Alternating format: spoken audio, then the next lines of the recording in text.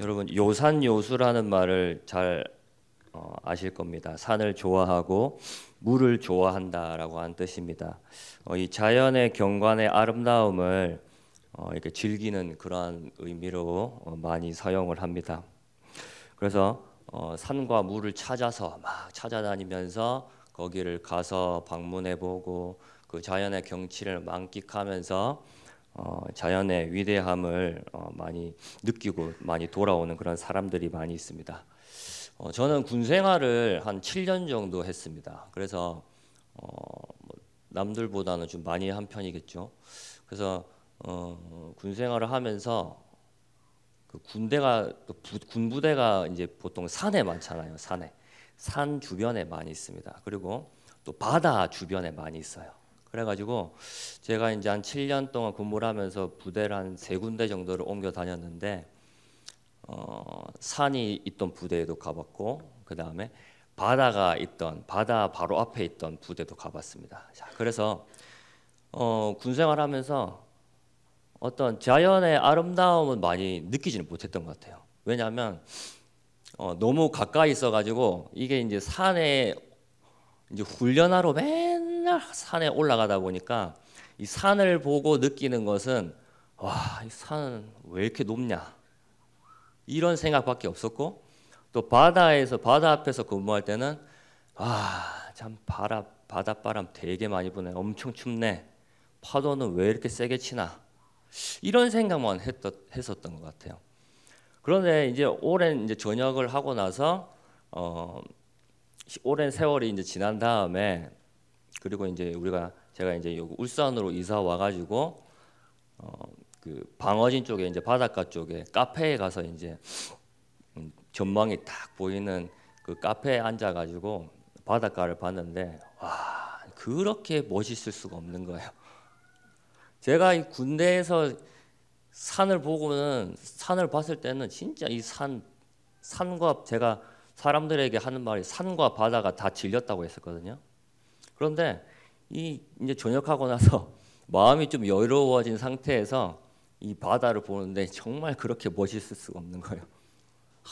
정말 하나님이 멋있게 만드셨다. 그 생각을 했었습니다. 우리 앞에 놓인 많은 것들이 있습니다. 많은 상황들이 있고 내 앞에 나를 분주하게 만드는 그런 많은 것들이 우리를 괴롭히고 있는데 그런 것에만 집중을 하고 있으면 하나님을 볼 수가 없는 거예요. 하나님을 느낄 수가 없는 것입니다. 그런데 우리가 한 걸음 물러서서 분주한 모든 것들을 잠시 내려놓는다면 하나님을 찾을 수 있을 것이고 하나님이 이 시간도 나에게 역사하시고 나를 인도해 가시는 그런 하나님의 섭리를 발견할 수 있을 것입니다. 오늘 이 시편 19편도 이러한 하나님께서 나에게 하나님의 말씀으로 어떻게 나를 나에게 역사하시는지 나를 어떻게 변화시키는지에 대해서 말을 하고 있는데 특별히 이 시편 19편의 저자도 이 자연 경관을 보면서 하나님의 일하심을 생각을 하는 거예요. 하늘을 보면서 1절에 보시면 우리 하늘, 궁창이란 말이 나오는데 하늘을 보면서 명상을 하고 있는 거죠. 묵상을 하고 있는 거예요. 묵상을. 맑고 맑은 하늘을 보면서 정말 하늘 정말 멋있다. 하늘 정말 아름답구나. 이 생각을 하면서 야, 하나님이 참 대단하다. 어떻게 이런 하늘을 만드셨지? 어떻게 이렇게 맑고 푸른 하늘, 끝도 보이지도 않는 저 하늘을 만드셨을까? 하나님이 바로 말씀으로 창조하셨구나. 그것을 느낀다는 것입니다. 그래서 와, 이 하나님의 말씀은 정말 대단하구나. 온 우주 만물을 창조하시고 우리에게 말씀으로 역사하시는 이 하나님의 말씀 정말 대단하다. 이러한 마음을 가지고 오늘 이 시편 19편을 기록을 하였습니다. 이 시편 19편은 이제 한 가지의 주제를 가지고 노래를 하고 있습니다. 바로 이 하나님의 말씀 그리고 하나님의 말씀에 대한 묵상 이것에 대해서 그 기록을 하고 있습니다. 그래서 하나님의 말씀에 대한 찬양과 그리고 그 말씀이 나에게 어떤 의미가 있는지에 대해서 말씀을 오늘 같이 나누고자 합니다. 1절에서 6절은 말씀으로 온 만물을 지으신 하나님의 능력에 대해서 이야기를 하고 있습니다. 온 우주 만물을 창조하신 하나님의 그 말씀으로 이제 천지를 창조하시는 거죠. 왕이신 하나님께서 그 왕의 그 보좌에 앉으셔가지고 왕이 이제 명령을 하는 거죠. 우리가 세상의 왕도 명령을 하지 않습니까? 왕이 먼저 나가가지고 직접 무엇을 만들고 그렇게 하지 않잖아요. 왕은 앉아가지고 명령만 하면 되는 겁니다. 명령. 신하들한테 야, 너 가서 이렇게 해서 하세요. 누구는 가서 저렇게 저거 만드세요. 왕은 앉아서 말로 명령만 하는 겁니다. 그런 것처럼 이 하나님께서도 말씀으로 명령을 하시는 겁니다. 있으라 하니까 있게 되었고 생겨나라 하니까 생겨나는 거예요. 이게 바로 하나님의 말씀입니다. 명령하실 때에 원자들이 생성이 되어서 서로 결합이 되고 원소들이 생겨나고 세포들이 생겨나면서 그것들이 서로 결합되어져서 생명체로 만들어지는 거죠. 이게 바로 하나님의 말씀의 능력입니다. 하나님의 말씀은 그 자체로 생명력이 있다는 거죠. 생명력이 있는 하나님의 말씀이 생명을 불어넣어서 살아 움직이게 만드는 것입니다. 그렇기 때문에 온 우주 만물을 볼 때에 우리는 이 하나님의 말씀의 놀라우심에 대해서 우리가 경탄을 할 수밖에 없는 것입니다. 이 세상을 보십시오. 얼마나 우리 인간의 몸을 봤을 때도 우리 인간의 몸을 뭐라고 합니까? 하나의 우주라고 표현을 하지 않습니까? 그만큼 복잡하다는 거예요. 다 아무리 연구를 해도 끝을 알 수 없는 막 그런 것들이 많이 있다는 거죠. 그런 것들을 하나님께서 말씀으로 만드셨다. 이 온 세상의 이 창조물을 그렇게 말씀으로 만드셨다는 것을 생각했을 때에 하나님의 이 능력을 찬양할 수밖에 없었던 것입니다. 이런 창조하셨던 이 능력의 하나님의 말씀은 이제 또한 창조하셨기도 하지만 또한 이제 그것을 잘 돌아가도록 운행을 하시기도 합니다. 수많은 별들이 서로 부딪히지 않고 일정한 간격으로 막 이제 돌아가게 하는 거예요. 지구가 공전하면서 1년에 한 번씩 태양 주위를 돌게 하는 것도 신기하고 또한 지구가 막 스스로 자전하면서 스스로 도는 것도 신기한 거죠. 그래서 스스로 돌면은 이제 우리가 막 밑으로 막 쏠리고 막 떨어져야 될 것 같은데 아무런 그런 위험 없이 그냥 우리는 땅바닥에서 딱 앉아가지고 그냥 사는 거예요. 얼마나 이런 일들이 신기한지 다 하나님께서 잘 돌아가도록 말씀으로 운행을 하시는 것입니다. 근데 그거를 어떻게 운행하시냐면 말씀으로 한다는 거예요. 말씀으로. 오늘 우리 한번 3절 한번 같이 읽도록 3절 4절 같이 읽도록 하겠습니다. 언어도 없고 말씀도 없으며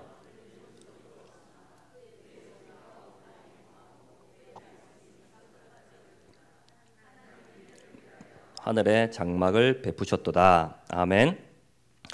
언어도 없고 말씀도 없고 들리는 소리도 없다는 거예요. 하나님의 말씀이 역사하시는데 우주 만물을 창조하시고 운행하시도록 이 하나님의 말씀이 지금 이게 작용을 하고 있는데 이 말씀이 언어도 없고 말씀도 없고 들리지도 않는다는 거예요. 사실은 우리한테는 우리 인간의 귀로는 그럼 하나님의 말씀이라는 것이 들리지 않는 거예요. 세상에. 그런데 4절에 보시면 그의 소리가 온 땅에 통한다고 합니다. 이 소리가 뭐냐면 이 하나님의 말씀이거든요. 말씀이 울려 퍼지는 그 소리를 말하는 건데 우리의 눈에는 보이지도 않고 귀에도 들리지도 않는 그러한 것이지만 하나님은 말씀을 하고 있다는 거예요. 그래서 그 말씀이 운행하도록 이 세상을 주관하고 계신다. 낮이면 낮마다 밤이면 밤마다 그 말씀이 울려 퍼집니다. 그리고 그 말씀으로 이제 해도 막 띄우는 거예요.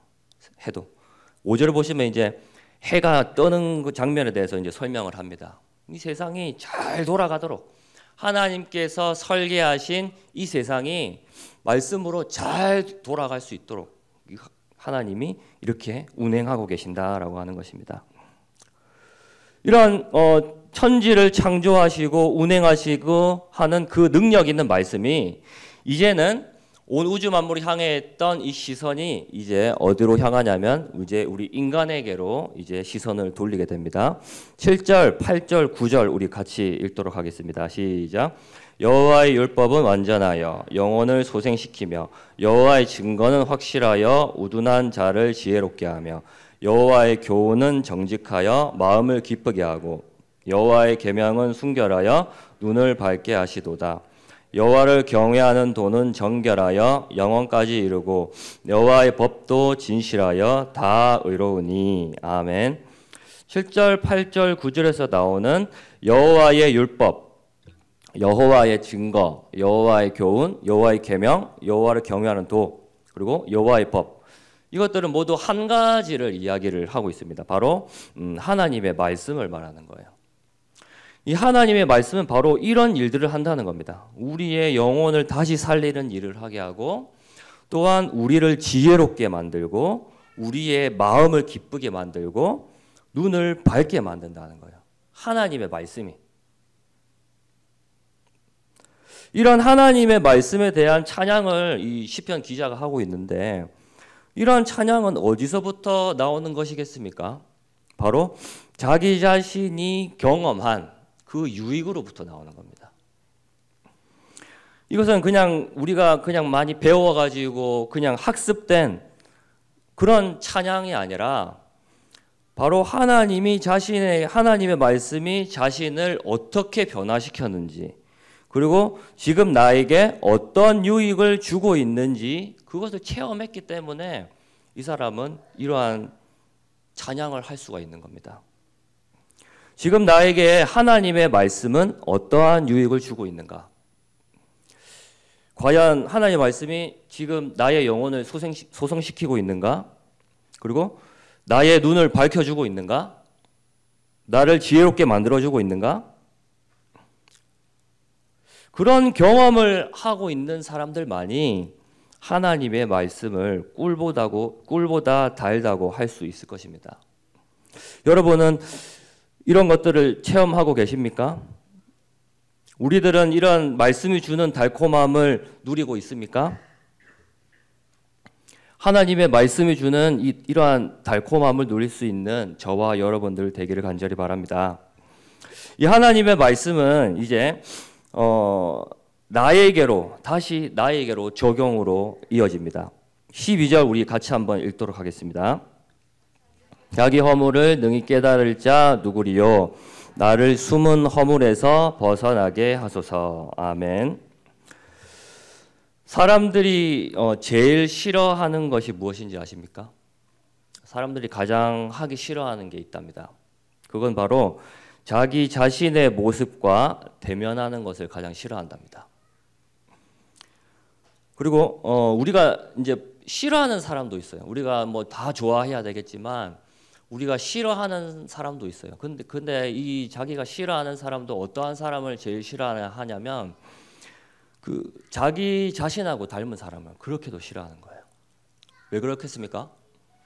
내가 감추고 싶은 그런 연약함들이 있는데 그런데 이것도 나랑 아주 비슷한 닮은 사람이 동일한 그런 약점을 가지고 있는 걸 내가 아니까 그 사람의 동일한 그 연약한 부분을 아는 거예요. 그러니까 내 자신이 그걸 싫은데 그 사람이 그걸 가지고 있다 보니까 더 막 싫어지는 거죠. 보통 우리가 생각할 때는 그래 내가 가지고 있는 연약함 때문에 저 사람의 연약함을 더 내가 편들어 줄 것 같은데 그게 아닌 거예요. 나와 동일한 연약함을 가지고 있기 때문에 그 사람을 그렇게 싫어하는 겁니다. 그 사람을 용서하지 않는 거예요. 왜냐하면 내가 그런 부분들을 숨기고 싶기 때문입니다.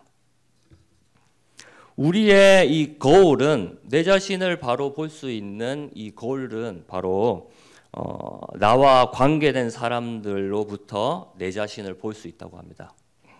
그 사람들의 눈에 비춰진 내 모습이 바로 현실의 내 모습인 거예요. 그런데 많은 사람들은 자신이 되고 싶은 그런 상상 속의 내 모습을 많이 꿈꿉니다. 그리고 그 내가 꿈꾸는 그 모습이 바로 자기 자신에게 가까운 줄 아는 거죠. 그런데 그런 것이 아니라 타자의 눈에 가감 없이 적나라하게 비춰진 모습이 바로 지금 내 자신의 모습이라고 하는 겁니다. 인정하거든 인정하기 싫든 그 사람들이 말해주는 나의 모습, 그것이 바로 지금 나의 현재 상태라고 하는 거예요. 저도 이제 보통 이제 뭐 목회자 가정들은 이제 설교를 이제 사역자들이 설교를 하고 이렇게 하면은 이제 집에 가족이 아내가 이제 많이 피드백을 많이 해주죠. 저희 집도 이제 저희 아내가 피드백을 많이 해주는데 이제 뭐 잘하는 부분들도 많이 이야기를 해줍니다. 그런데 막 잘해주는 부분들을 이야기를 해주면 굉장히 기분이 좋습니다. 그래 내가 이렇게 잘했구나. 이런 부분이 아주 잘했었구나. 막 스스로가 막 만족이 되는 거죠. 그런데 이제 막 고쳐야 될 점을 막 이야기를 해주면은 기분이 확 나빠지는 거예요. 인정하기 싫고 막 하면서도 내가 기분이 나빠지고 막 썽을 내지만 말싸움하면 제가 집니다. 왜냐하면 그게 다 맞는 말이기 때문에. 맞는 말로 나를 이제 지적을 해주니까 내가 속으로 인정은 되지만 수긍이 되지 않는 거죠. 인정은 되지만 고쳐야 될 거라고 느끼지만 이게 기분이 좋지 않은 거예요. 그런 것처럼 내 자신은 이제 그런 부분들을 감추고 싶고 인정하지 않으려고 하는 게 사람들의 모습이라고 하는 거예요. 그렇지만 타자의 눈에 비친 이 내 모습을 볼 수 있게 하는 것이 바로 하나님의 말씀이라고 하는 겁니다. 적나라하게 가감 없이 내 자신의 현재 모습을 느낄 수 있게 해주는 것. 내 자신의 적나라한 모습을 가감 없이 나에게 알려주는 그게 바로 하나님의 말씀이라고 하는 거예요. 현신의 나를 돌아보게 합니다. 그래서 오늘 이 시편의 기자도 나의 허물을 깨닫게 해달라고 기도하는 거죠. 숨은 허물을 밝히 드러나게 해달라고. 그렇기 때문에 말씀을 묵상하는 것이 힘든 겁니다. 달콤하기도 하지만 꿀송이보다 달기도 하지만 그 말씀을 삼켰을 때에 예레미야 선지자가 고백했던 것처럼 쓰기도 한 거예요. 쓰기도. 그런데 그렇게 해서 계속해서 우리가 우리의 모습을 말씀에 비추어서 살아갈 때에 정말 이 14절에서 말씀을 하는 것처럼 주님께서 기쁘게 받으시는 그러한 묵상이 되는 것입니다. 말씀을 맺겠습니다. 사랑하는 성도 여러분, 결국에는 우리는 하나님의 말씀을 가지고 계속해서 묵상을 해야 되는 겁니다. 이 묵상이라는 것이 무엇입니까? 그냥 뭐 계속 곰곰이 생각하는 그런 게 아니라 말씀을 읽고 내 자신을 계속해서 끊임없이 비춰주는 겁니다. 그게 바로 묵상입니다. 묵상. 이런 말씀들이 나에게 변화를 일으킬 수 있도록 내가 좋은 방향으로 변화되는 것을 체험함으로 인해서 하나님의 말씀이 정말 달콤한 것임을 깨닫는 그런 우리가 되어야 되겠습니다. 시편 19편의 기자가 말한 것처럼 내 앞에 놓인 것들을 집중하고 있을 때는 아무리 말씀을 읽는다고 해도 이 하나님을 볼 수도 없고 내 자신을 비춰볼 수가 없습니다. 그러나 우리가 한 걸음 물러서서 분주한 우리를 집중시키고 우리를 집중하지 못하게 하는 우리의 상황들을 내려놓고 하나님의 말씀을 우리가 묵상하는 겁니다. 그래서 하나님이 정말 기뻐하시는 내 입술의 말과 마음의 묵상이 주님께 연락되기를 바랍니다라고 원하는 이 시편 19편의 기자처럼 우리도 그렇게 하나님의 말씀을 묵상하면서 내 자신의 모습을 비춰보면서 그래서 내 자신의 말씀으로 내 자신을 비춰보면서 그 말씀이 그 온 우주 만물을 창조하신 그 능력 있는 말씀이 그 생명이 없는 것에서 생명을 불어넣는 그 생명력이 있는 그 하나님의 말씀이 내 영혼을 다시 살릴 수 있도록 나를 지혜롭게 만들 수 있도록 나의 눈이 열릴 수 있도록 우리 말씀을 읽으면서 매일매일의 묵상이 그러한 하나님이 기쁘게 받으시는 그런 묵상이 될 수 있는 그러한 저와 여러분들 되시기를 간절히 바랍니다. 그렇게 함으로 인해서 정말 달콤함으로 우리가 체험되어지고 이 말씀을 계속해서 사랑하고 그 말씀을 우리가 손에서 놓지 않는 그러한 말씀 생활을 누리시는 저와 여러분들 되기를 간절히 바랍니다. 우리 같이 찬양하겠습니다. 주님 말씀하시면 우리 같이 찬양 드리겠습니다.